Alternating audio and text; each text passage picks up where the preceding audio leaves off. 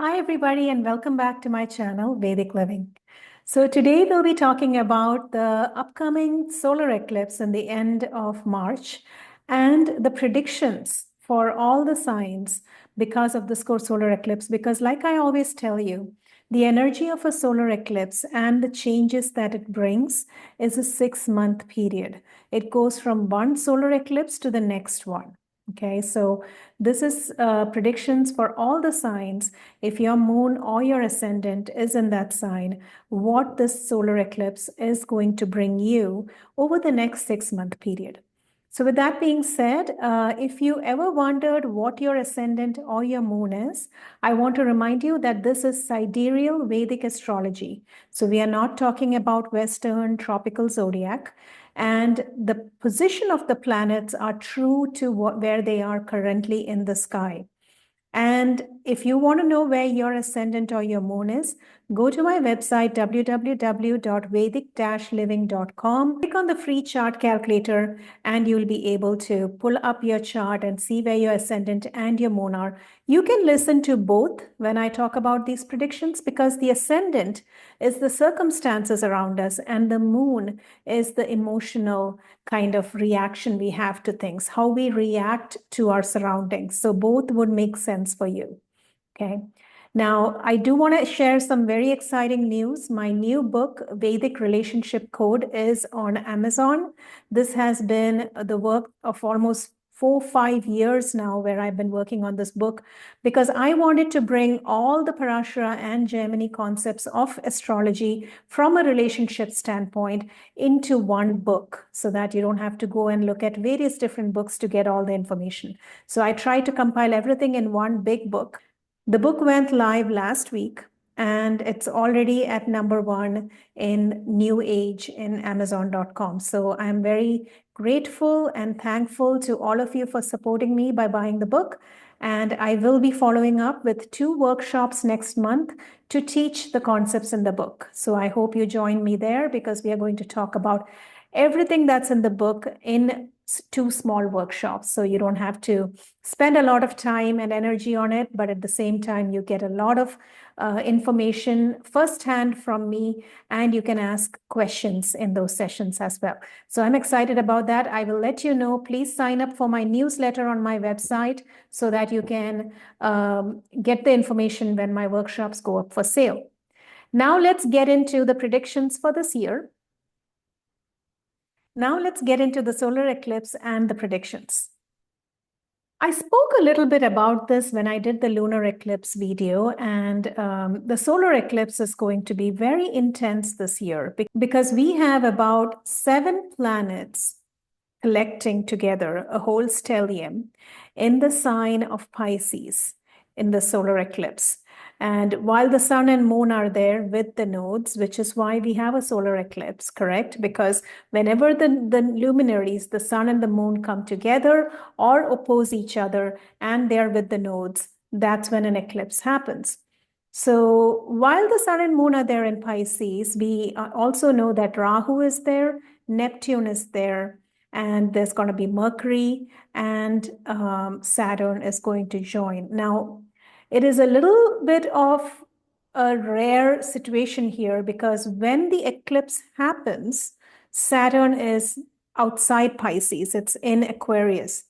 But about an hour, less than an hour after the eclipse, Saturn joins the 7-planet stellium in Pisces. Now, this is very important to notice, because Saturn is the karmic planet, right? It brings karmic retribution. The fact that this eclipse is happening and within an hour Saturn joins the group of planets there, it tells me the theme for the next 6 months is going to be that there may be intense events in the world, yes, but it's followed up by Saturn. So there's karmic retribution. So, because remember, whatever is happening in the sky, as above, so below, right? So if this is happening in the sky, then that is what is happening on this planet. When a lot of planets come together in one sign, it is indicative of intense energies, in the sense that you will see various events around the world. It's not just one thing. It's not just one country or one election or one, it's never going to be that. It's going to be various different countries, various different leaders, everybody doing various things. I mean, it's like we are bombarded by information and by news from all around us. And that's the reason why when many planets come into a sign, we always tell people it's a very stressful time, because it's not because you're doing a lot of one thing, it's because you're doing a little bit of many things, right? It's the context switching that causes stress. So the fact that Saturn joins less than an hour after the eclipse happens, it tells me that whatever events are happening in the world, this is completely being backed up by the karma, the karmic kind of lens of Saturn. That's what Saturn brings in. It brings a karmic perspective. Now, wherever this sign is for you, the sign of Pisces, that's the area that's going to be the most impacted over the next 6-month period. So that's what I'm going to talk about in this video. I'm going to tell you, based on your sign, your ascendant or your moon, how the next 6 months are going to play out for you at a high level, right? Because I will be doing monthly predictions as we go along with more specific information. But this is the kind of trend over the next 6 months, okay? So let's start with Aries. If your ascendant or your moon is in Aries, that means the stellium of planets is happening in your 12th house. 12th house deals with everything that has to do with your psychic, your intuitive strength. This period of time, the 6-month period of time, you're going to be incredibly psychic. You're going to feel you're connected to the other side. You will have very vivid dreams, which are almost like premonitions. You will get messages almost. I mean, and when I say that, I tell people it's like you go to bed at night with a question in your mind. You wake up in the morning with an answer to that question. That's the energy I'm talking about. The 12th house is the unconscious mind. It's the deepest part of your psyche, which day to day, when you're walking around doing things, you're not feeling it. This is the part of your psyche that is hidden. So when you're sleeping, when you're meditating, that is when it comes out. Okay, that is why the 12th house rules sleep. It rules ashrams and meditation centers. It rules rehabs. It rules healing. That's the 12th house. Okay, so with all these planets there, you're very psychic and intuitive during this period. But the 12th house also rules your past. So you may be seeing dreams of people from the past, or in your day-to-day life, people from the past who you thought, who you've not thought of in a long time may show up. Okay, there'll be a lot of energy like that, like looking back, people coming back and things like that. It's always 12th house is, retrospection. So a lot of that is going to happen with you. And it's the house of healing. Why do they call it the house of healing? Because without the retrospection, you can't truly heal yourself, right? We can't just always keep moving forward. We have to look back and see what went wrong, learn from it, and evolve. And that's the kind of energy this 12th house is for you. Now, you may have some foreign travels. 12th house rules foreign lands. But on the other hand, I also think because you have all these planets in the 12th house, you are very introspective. You're very connected almost to yourself. And just watch out for stress, because with so many planets there, your sleep could get disturbed. That's the house of sleep. And there's quite a few planets there. So your mind is probably going. Your mind is probably like, thinking about a lot of things at night when you're trying to fall asleep. So watch that, watch your stress levels. But on the other hand, use this time for the amazing knowledge you can get by connecting to that inner self, that inner knowing, because this is a very powerful transit for you guys, for Aries, moon and Aries rising individuals. Now, Mars is going to be in your 3rd house. 3rd house rules siblings. And I do think there's going to be some things coming up with siblings probably. And another thing also with the 12th house is unforeseen expenses. So be careful with impulse purchases, and there could be a sudden repair that's needed on a car or a home or something. It's just unforeseen expenses. Because Mars is in your third house, there could be money related things happening with siblings. So just be aware of that. And Mars being in the third house, you may not agree with your siblings for this 6-month period. There may be some arguments. But on the other hand, third house is your creativity.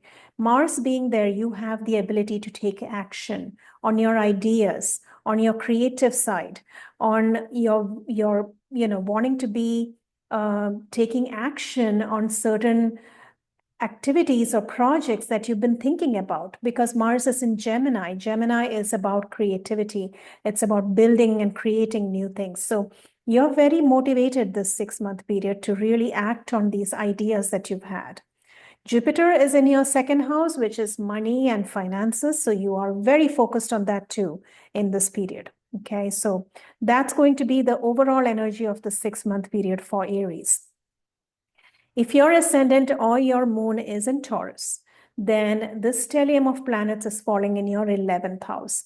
That's the house of communities, friends, social circles. You will feel very, very compelled to post on social media or to talk to those friends you haven't heard from in a long time, or people from the past, friends that you haven't heard of might reach out to you. You may feel compelled to join certain communities, certain causes. 11th house is very humanitarian. So you might take up like a cause and join a certain community of like-minded individuals to do something. 11th house is gains, and with Mars being in your second house of money, with all those planets in the 11th house of gains, Taurus individuals are very focused on their finances in the 6-month period.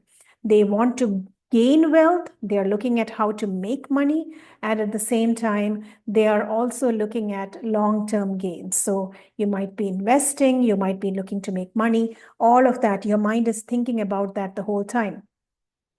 And at the same time, you're growing yourself. You're growing your emotional strength, your spiritual practices. Jupiter is on the ascendant. You're wanting to evolve and grow and become enlightened, and you're looking at learning new things. Now, with all the planets in the 11th house, I would say, if you are like hanging out with a group of friends and, you have all these people coming to you with certain ideas to partner with certain causes and things like that, be a little aware that Neptune is sitting there too. There could be some sort of something that's not very clear to you, that's not very openly visible to you in that particular relationship you have with that friend. So, tread carefully and make sure that everything that you do is backed up by, in legal ways and things like that. Because with Neptune being there, things are foggy. It's not very clear. Okay. But after the month of June, after the summer is, that June, July timeframe, during the summer timeframe, that energy will dissipate a lot. So I think you're okay at that point to do any kind of investments and things like that with friends. But the earlier time frame, that is March, April, May time frame, you want to be very careful in terms of the groups that you're in.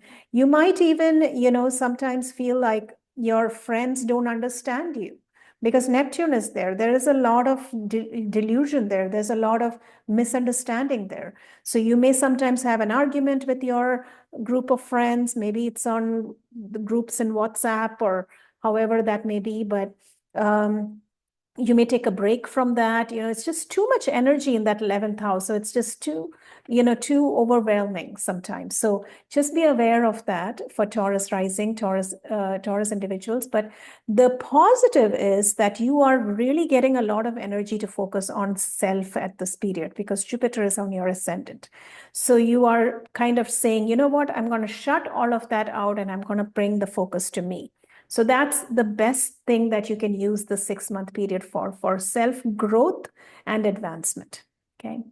Now, Gemini ascendant or Gemini moon individuals, the stellium that's happening, it's a very exciting time for you guys because the 7-planet stellium is happening in your 10th house of career advancement, gains, and your public image.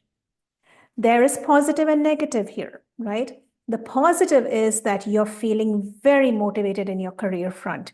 You're looking at all these wonderful opportunities that you could apply for. You're looking to get a promotion. You could get a promotion too because exalted Venus is sitting there.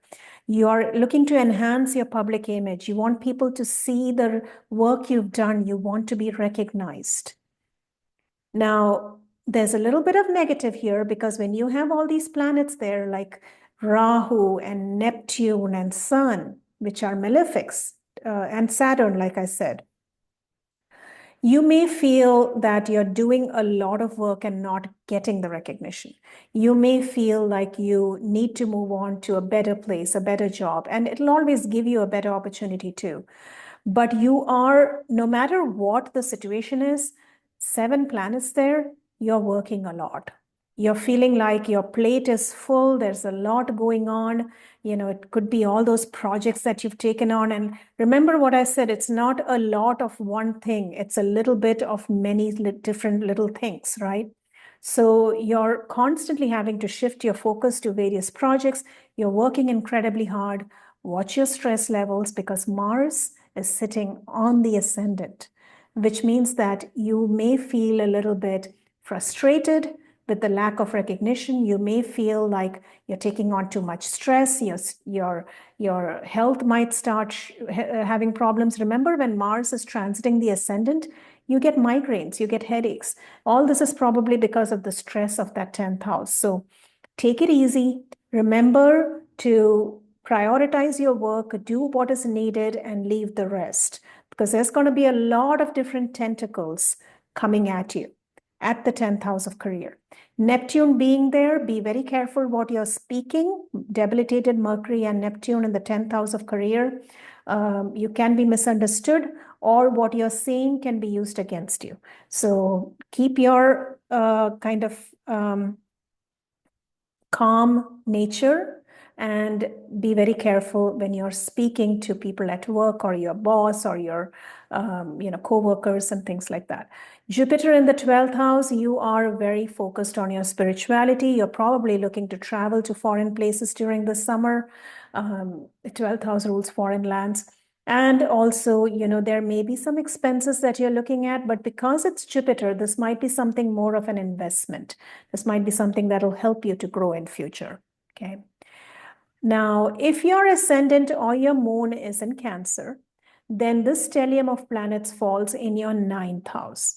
9th house, if your father is around, this means that you are really working closely with your father, or he needs you, he needs your help in some way. And you're kind of having this back and forth with your father in terms of helping him, or, he needs your assistance, or you're working with him. There's just a lot of energy there in the 9th house of father. But 9th house is also your education.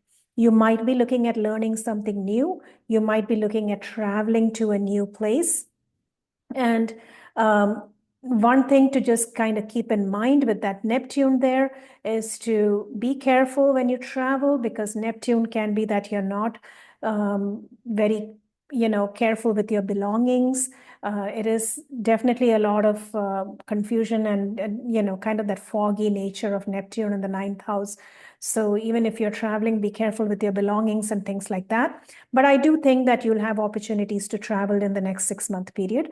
But on the other hand, you are definitely looking to improve your skill set.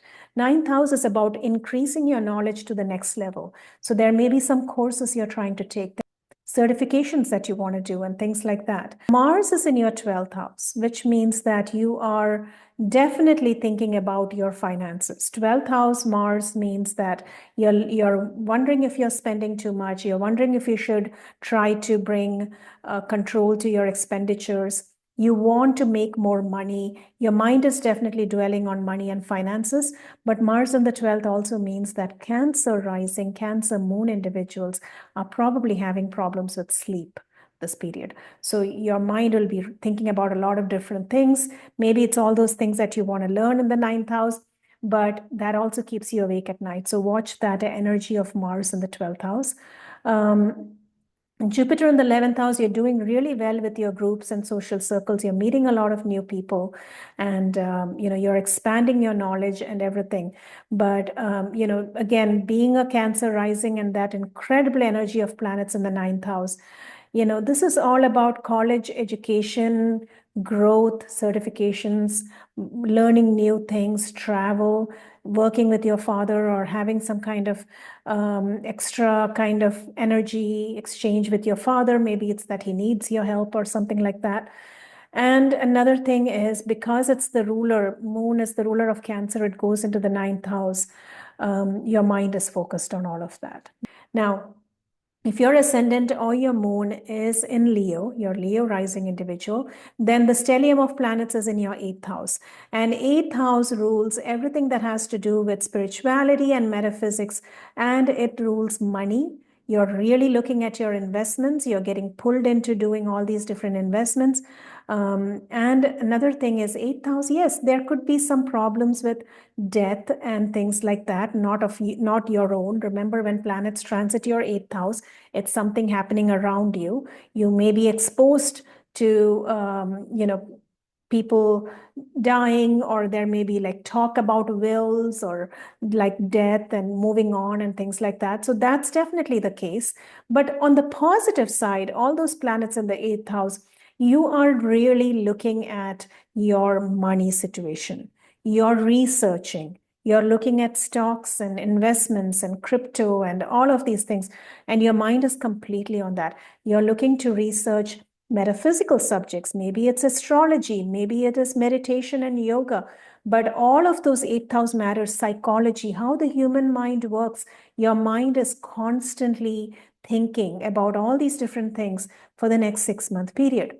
Now, 8th house is a house of change. So be ready, because in this 6-month period, you are going to come up with some changes to your personal life and maybe even where you're living. It's very possible. When you have all these planets in the 8th house, and not to mention Jupiter is in your 10th, aspecting your 4th house of home, you may be thinking about moving. You may be thinking about or changing something in your home, maybe redecorating or something like that. Mars is in your 11th house, so watch your friends and your social circles. This might be a time that you have an argument with somebody, or you're not agreeing with somebody, or there is some disagreement on thoughts between your friends, and you may take a break from that for a 6-month period. But Mars in the 11th house means that you are definitely frustrated by your friends and your social circles, but you're really focused on that inner world, the 8th house, on growing that. A lot of things from your childhood can come up, because 8th house is the things that we have kept in our subconscious, which we don't like revisiting. So during this period, a lot of that will come up, so it can be healed and cleaned up, and you can move on.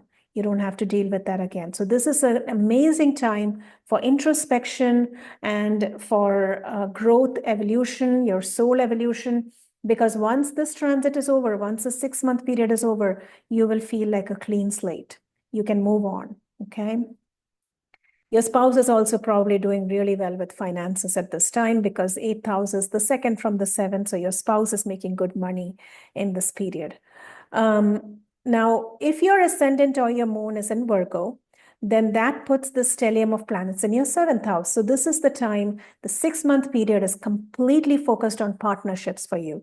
Relationships, partnerships, you may think about starting your own business. You may be, if you're dating somebody, you may be thinking about marrying. If you're not dating, you want to get into a relationship. This is a time of one-on-one relationships, okay? The 7th house. And one of the reasons why I published my book last week is because of that Venus sitting in Pisces too, because Venus is exalted there. And this is the time for relationship related things to come up. And my book is completely about relationships. Now, Virgo rising and Virgo moon individuals, Ketu will be on the ascendant, which means your focus goes from you to the outer world. So you may be seeing that your spouse is getting very busy with this work, or he needs your help in certain ways, or you're thinking about starting a business partnership with somebody, or just starting a solo business on your own. Either way, it's a lot of energy in the seventh house. Now, on the other hand, Jupiter is in your ninth house of luck and fortune, which is very, very beneficial for you, because this means that you are finding circumstances to be more kind of supporting you in what you're wanting to do. There's no doubt about that. And Mars is in your 10th house, which means you're feeling very driven and ambitious in your career. You want to make things happen. You want to go for it. You want to get that new job. You want to get that new promotion or the race. And, Mars being in the 10th house, yes, you are not very happy with the situation at work, but it gives you the ability and the energy to move forward and take action to fix it. Okay. But yes, the entire energy of planets in the next 6-month period is going to be in your 7th house. So, a lot of understanding your spouse and understanding the dynamics of the relationship. And if you're not in a relationship, then probably being in a relationship.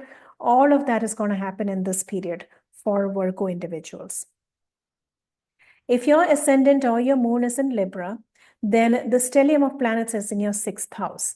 And 6th house rules your health and your daily routine and your work. I know for a fact Libra rising individuals are probably overworked. They're working a lot. But like I said, it's not one job that they're doing for a long time.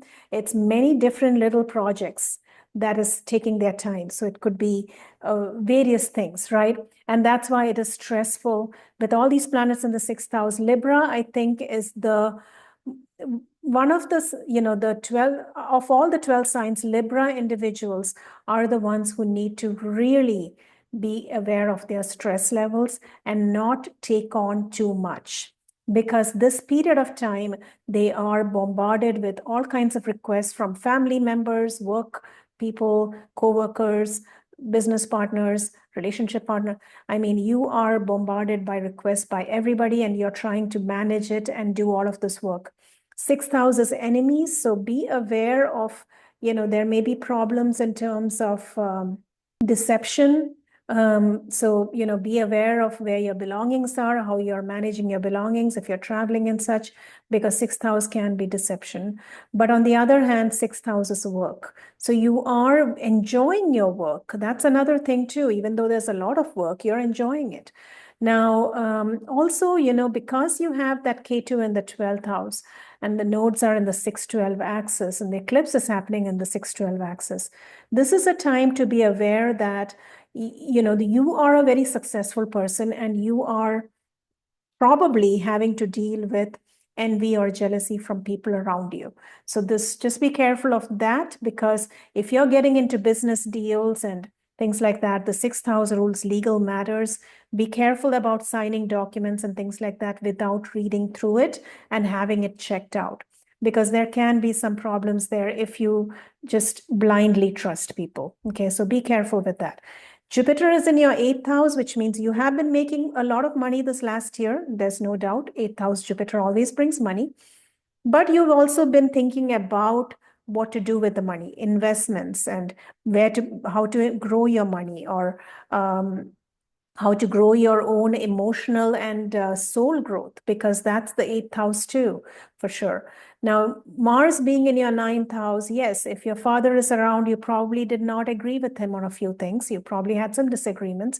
But on the other hand, 9th house is also your luck and fortune. Mars being there, you are single-mindedly focused to make yourself successful. That's probably why you have so many planets in the 6th house bringing a lot of work, because you're thinking, if I do all this work, I can be successful, right? Which is true, but it shouldn't be at the expense of your health. Okay, so watch your stress and your health and all of that. Good. If your ascendant or your moon is in Scorpio, then this stellium of planets falls in your 5th house. So if you don't have children, you're probably thinking about having children. If you have children, you're probably really involved in what they're doing, because this is a lot of energy there. Or if you're too young and you've not even, thought about having children and things like that, then it could mean that there's something related to children that you're working on. It could be a nonprofit, it could be a charity, it could be that you're being asked to go, counsel or teach a bunch of kids on something that you're very good at. whatever that is, your energy in the fifth house of creativity and children is heightened. You have ideas that are beyond this world. You are probably, waking up in the middle of the night with ideas of things that you want to do.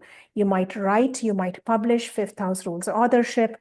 Fifth house, when there are so many planets, you feel like you're pulled in multiple directions because you might want to do that one big creative project. But the moment you start focusing on that, your mind starts wandering off to the next thing that it wants to do. So it will keep pulling you in different directions. So the only advice I have for Scorpio ascendants, while you have this amazing group of planets in your fifth house, which will be very good for you, at the same time, have the ability to focus on a project at a time to make it successful. Don't let yourself get distracted because that's very possible with this bunch of planets there. Okay. Now, if you have kids and you have that Neptune, Saturn, and all of that in the fifth house, there is a possibility that, they are not engaging with you. They are not talking to you. That worries you. That makes you anxious. You may feel like they're hiding something. Maybe they're teenagers.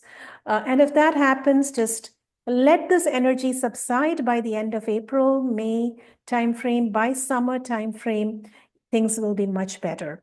But you are definitely involved in your kid's life in a very strong way when so many planets are there. Okay.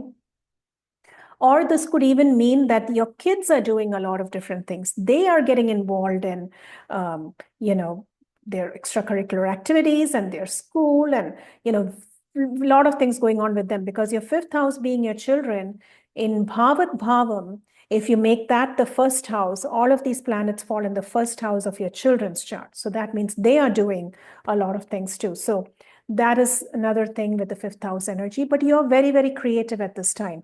I would say take a notebook, write down all your ideas because it's just like nonstop amazing ideas that you could come up with.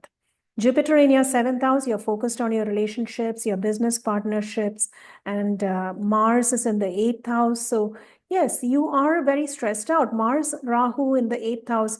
Of course, Rahu is in your fifth house, but Mars in the eighth house can indicate that your mind is really going full speed. So you need to really meditate. You need to focus, take that time off during the day to, de-stress and things like that. It'll go a long way if you try that. Okay. If your ascendant or your moon is in Sagittarius, then this stellium of planets falls in your fourth house. So your home is about to change in the next 6-month period. You're really focused on, going to a better place, or you want to make your home a better place. So you're looking to design it or decorate it or renovate it, or you're wanting to move to a whole new different home or a new different place. This is a lot of energy in the fourth house of home. So there's no doubt about that. Something about your living situation is changing in the 6-month period. Now, you may even be interacting a lot with your mother during this period because fourth house rules the mother. And fourth house is your general sense of comfort.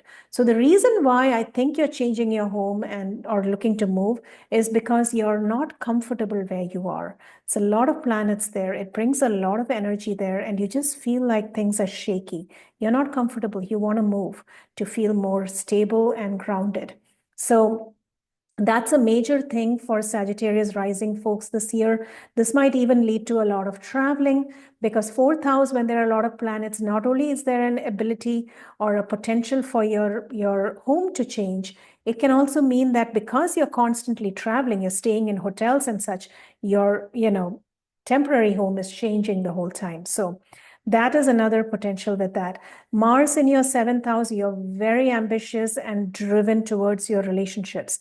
If you're not in a relationship, you want to be in a relationship. Everything's going off full speed in your relationship.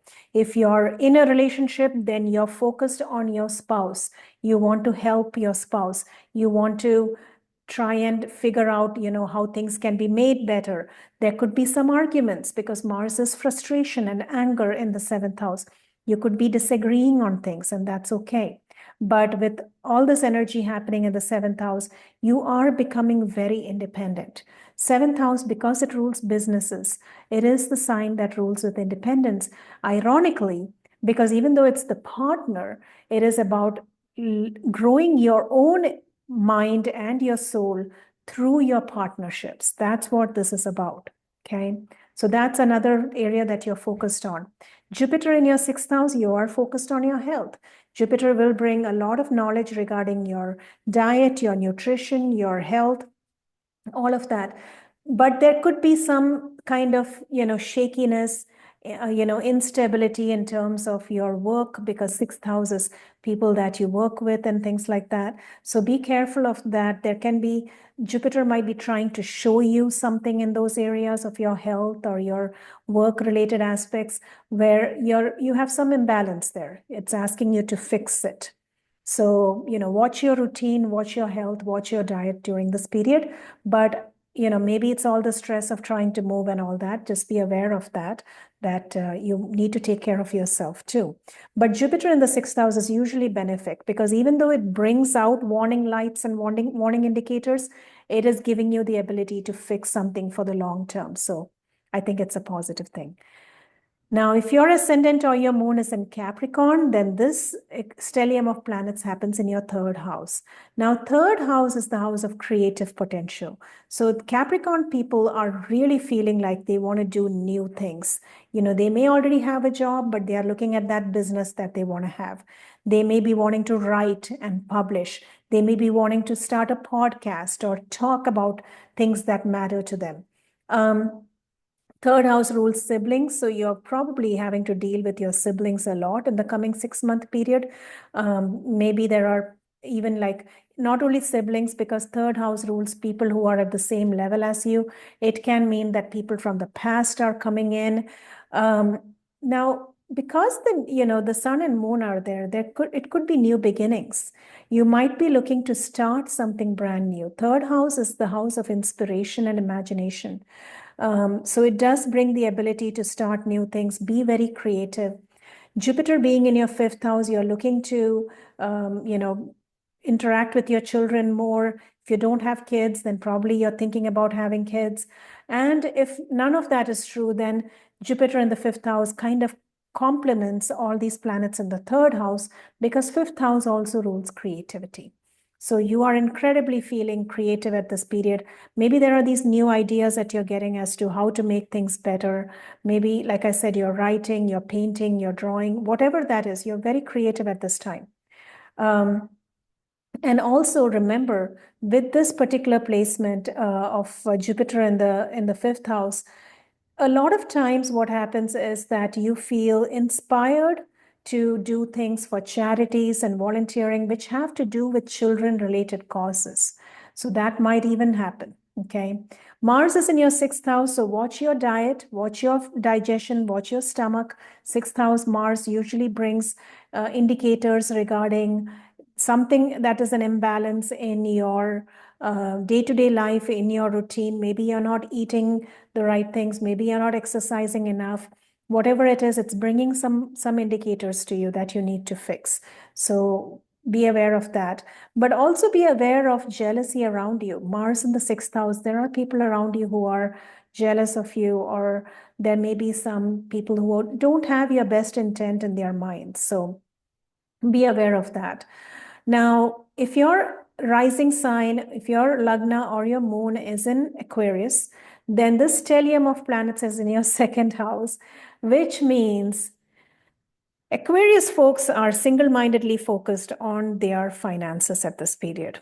Okay, so be aware of your accounts, your bank accounts, your investments, all of that. Keep an eye on all that. Make sure that you're not taking undue risk with your investments, because Neptune is sitting there. This is a mixed bag of planets: Saturn, Neptune, Rahu. So there can be some negative things happening too. So this is not a time to take risk with your money, especially because you have the stellium in the second house and Mars is in your fifth house of speculation and investments. Not a great time to invest. Okay, I would hold off on that at least till the summer period. But on the other hand, all these planets in the second house makes you very motivated to start new things, like new businesses, new revenue streams. You're looking at how many more ways can I make money? Can I improve my financial position? How can I make myself stable? Okay. Now, second house also rules your family. So you are very connected to your family at this period, in this period. There may be a lot of things happening in your immediate family that you're having to deal with, because a lot of planets there means that you are dealing with a lot of energies coming from that area. And also, you feel very inspired to speak your truth. Second house rules your speech. Now, one thing I would say in medical astrology, the second house is also your diet, what you're eating. Around that summer time frame, around June time frame, when Mars is in Cancer, May, June, and that's your sixth house of stomach and health. You should be careful of your diet, what you're eating. If you're traveling, be very aware of the food and things that you're consuming in that period, because this could mean that there is something that doesn't agree with you and you have to deal with your health at that time. So, but it can be avoided if you're careful. Okay.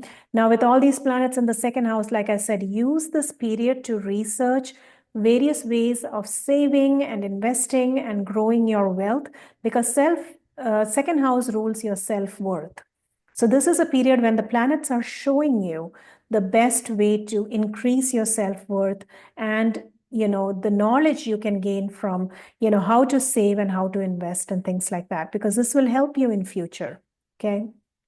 Now, if your ascendant or your moon is in Pisces, then again, another very interesting time frame, right? Because the stellium of planets falls in your first house, which means your focus is coming from everywhere. Like if in the past, if your focus was on your family, your friends, your children, your parents, now the entire focus comes to you. So, you are thinking, you know what, I've done a lot for everybody. Now I need to do for myself. And it is about self-growth, self-evolution. You may change the way you look. You may change the clothes you wear. That's on a superficial level. But on a very deep level, you're also looking to change the way you think. Your dreams and ambitions are going to be through the roof at this time. You're going to be able to manifest all kinds of growth and change and amazing potentials for yourself. Just the only thing is, with a lot of planets on the first house, you may feel like you're being pulled in multiple directions once again, right? Because this is the self, this is you, your mind. There's only so much you can do. But with so many planets there, you're being asked to do various things at various times. So the ability to focus on one thing at a time will go a long way. Because again, this is just like I talked about Gemini earlier. When you have so many planets in the first house for Pisces folks, this means that you're trying to focus on one thing, which you know is an amazing idea, but your mind starts wandering to the next thing that you want to do. So you need to bring the focus back to this thing so that you can make this successful, then go to the next thing. So learn to focus your energy, learn to meditate, connect to self, so that you can make the best of this particular conjunction of planets in your first house. But definitely there's a lot of work that you're doing on self. You have realized over the period of the last year that you are doing too much for others, or you're overly focused on others at your own expense. And now you need to bring the focus to self. That is why so many planets are coming in your first house. So that's one thing. Now, your relationship might suffer a little bit in the 6-month period that's coming up, because Ketu is in the 7th house. But that's not because, there's any problem there. It's only because your focus goes to self. So maybe you're not too focused on your partner at this time, which is fine. But you may just be like, more individualistic, more internalized in this period, which is, the energy that it's showing us for the 6-month period. But by the end of the 6 months, you have completely reinvented yourself. Trust me. Jupiter in your 3rd house, you are really focused on your creativity. You're wanting to grow your business. You're wanting to, really be focused on that. And another thing is, if you have siblings, you may reestablish connections with your siblings, or you're healing that relationship with your siblings. Now, Mars in your 4th house, yes, you are probably thinking about changing something about your home. You will be able to renovate, redecorate, redesign your home in some way, or you may just see a home that you really like that you want to move to. So either way, There's something about your fourth house, your home, that is changing. But watch your relationship with your mother. Mars in the fourth house is something that's making you angry or frustrated, or there's some disagreements between you and your mother. So just be aware of that energy for the 6-month period that's coming up, so that you can manage it in a more positive way. Okay. So that being said, that's the predictions I had for each sign for this eclipse period that's coming up. This is a very, very intense time in the world. If you have bought my 2025 predictions, I have talked in detail about countries that will be affected by this particular collection of planets in Pisces, because there are certain countries in the world which you already started seeing them in March, which is Canada, United States, Russia, Ukraine, Iran, UK, France, okay, Mexico. These were the countries and the leaders of these countries who shockingly had planets at the exact degrees in Pisces or in Virgo, exactly at this axis. So this is why I predicted, even in my 2025 predictions video, you'll notice I talked about these countries in detail back in December 2024, because when you have planets here, that means these countries and their leaders are in focus in the world. And the next 6-month period, they are the ones that are going to be the most active on a world stage. So I'll talk about this in a future video, but if you haven't bought my predictions yet, buy it, because I talked about it in detail in that 3-hour video that is for sale on my website. So hopefully that'll give you a lot of information about what's happening in the world. So with that being said, thank you so much for coming to my channel. Buy my new book and wait for the course that's coming up next month. I can't wait to see a lot of you there so that we can understand relationships. While this Venus is exalted in Pisces, this is the perfect time to understand partnerships and relationships and make the best of that for your life and your growth. Thank you so much. And please don't forget to like and subscribe. I'll see you next time. Thank you.